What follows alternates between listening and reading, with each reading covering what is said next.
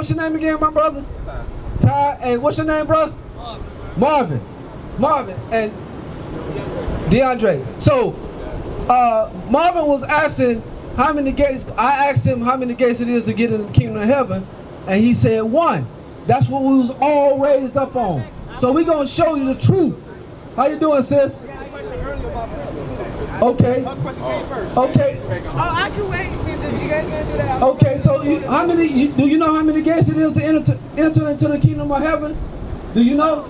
Huh? 12. All praises. So we're gonna show you according to the Bible, cause we was all taught 1 gate. We're gonna show you. Read that. The book of Revelations, chapter 21 and verse 12. And had a wall great and high, and had 12 gates, and at the gates 12 angels, and the names written thereon, which are the names of the 12 tribes of the children of Israel. So the gates have names on them, right here, right on the back of that flyer. So ain't no 13 gates, ain't no 14 gates, ain't no 1 gate. It's 12 gates, and it's got our God-given names on them. That's why we got to know our God-given names. That's very important. That's what we do. The first thing we do when y'all come up is try to find out, do y'all know y'all God-given name? Then you can better cross the T's and dot the I's in the Bible once you understand who you are. You got to know who you are in order to get a better understanding of the Bible. You can be smart all you want. You can have a 10.10 grade point average at Harvard University, but if you don't know your God-given name, a lot of the stuff in the Bible gonna be going over your head. So that's what we out here to do, to show our people who they are. You know what I'm saying? And it's 12 gates to enter into the kingdom of heaven, when the world been teaching us 1 gate. See how they lied to us? Just like they lied to us about this image. This image is nowhere in the Bible. God had woolly hair look like us, according to the Bible. You know what I'm saying? God woolly hair. So y'all believe in Christmas? All y'all celebrate Christmas? See, now, we learned Christmas from this man right here, from our oppressors. The same people who changed our God-given names, the same people who told us there's only 1 gate. You know what I'm saying? These people have been lying to us the whole while. That's why we come out on the streets with this mic and this Bible to prove all things. Okay, so we're going to show you about what God said about Christmas, that holiday, that devil holiday that this man created, and we celebrate it more than they do. We spend more money on that holiday, on that Christmas day, than they do, and they the ones introduced us to it. That's crazy, man. Read that. The book of Jeremiah, chapter 10 and verse 1. Hear ye the word which the Lord speaketh unto you, O house of Israel. So who is God talking to? Who is God talking to? Read it again. Listen good.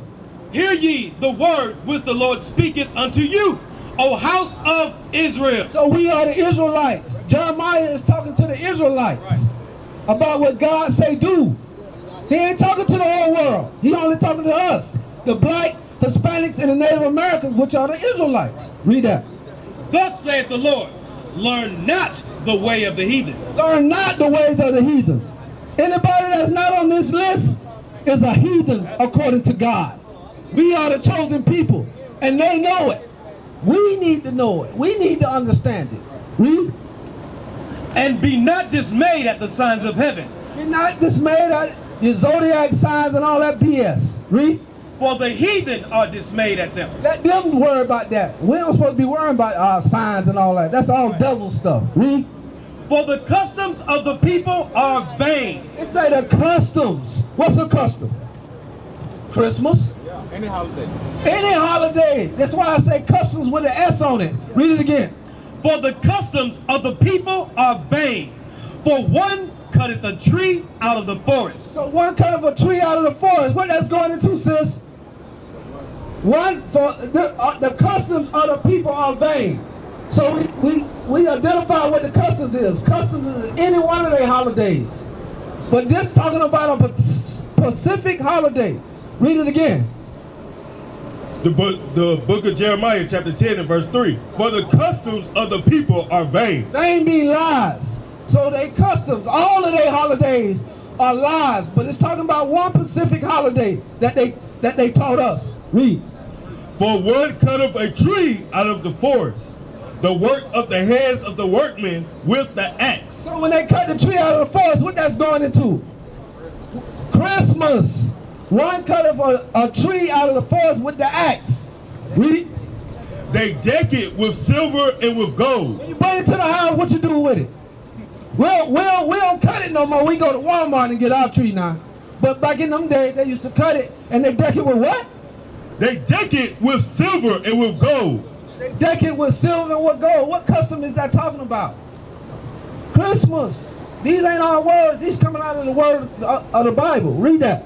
They fasten it with nails and with hammers that it move not. They fasten it down that it move not. You know how we stick it down and got these little pieces to hold it down and keep it stable. Read. Verse 5. They are upright as the palm tree, but speak not. They speak not. That tree ain't doing nothing for us. That tree represents lies, just like that Jesus had that we talked about earlier. That represents lies. That's a representation of lies. That's why another word for a cross and all that is an engraving image. You know what I'm saying? That's another word for a cross, is a engraving image. So let's get that in Deuteronomy chapter 7, verse 25. Now let's go to Habakkuk 2 and 18 first. Read that. The book of Habakkuk, chapter 2 and verse 18. What profiteth the graven image, that the maker thereof hath graven it? What profit is the graven image that the maker's graven it? Who made those graven images? The white man. He the one started all these graven images. And God saying, what profiteth us? Read it again. What profiteth the graven image, that the maker thereof have graven it? The molten image, in a teacher of lies. It teaches us lies. It's already teaching us to go to church on the Sunday, like you said earlier. It's teaching us that God loves everybody. It teaches us that we can come as we are. It teaches us that we can eat whatever we want as long as we pray over it. That's a teacher of lies. That's a representation.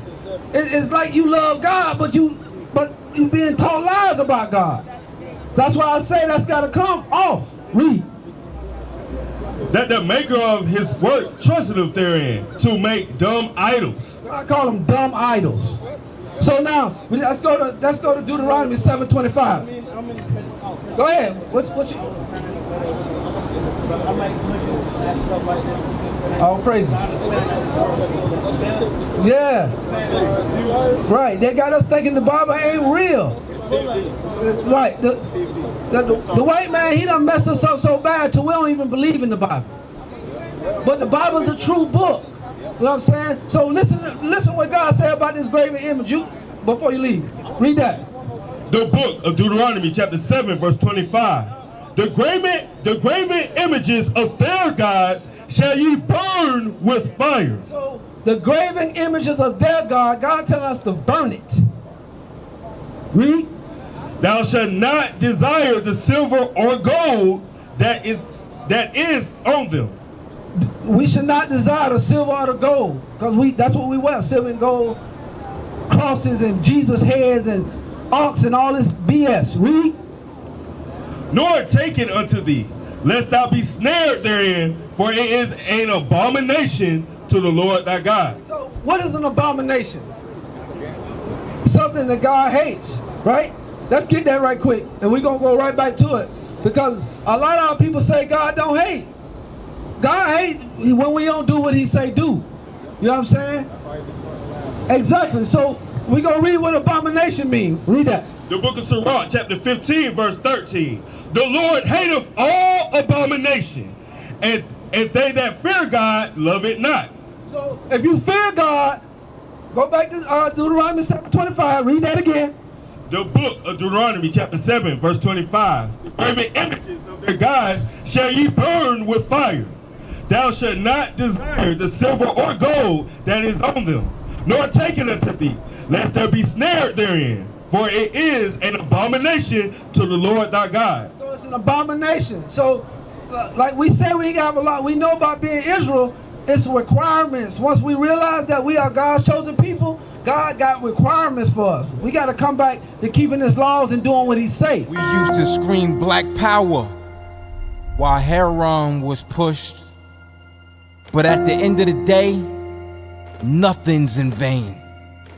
Iuic, has been given a vision. The tents of Judah has risen. Many has attempted the mission, minor murmuring, omitting, and missing the mark. Just reading that he had the flame of fire in his eyes gave us the spark. We on Paul's mission. We out on the road, purple and gold, from Mexico, Cuba, Haiti, Ghana, Sierra Leone. 144,000 boots banging, concrete crackling. These are our men repented at heart. The scriptures is proof. Iuic, we deliver the truth.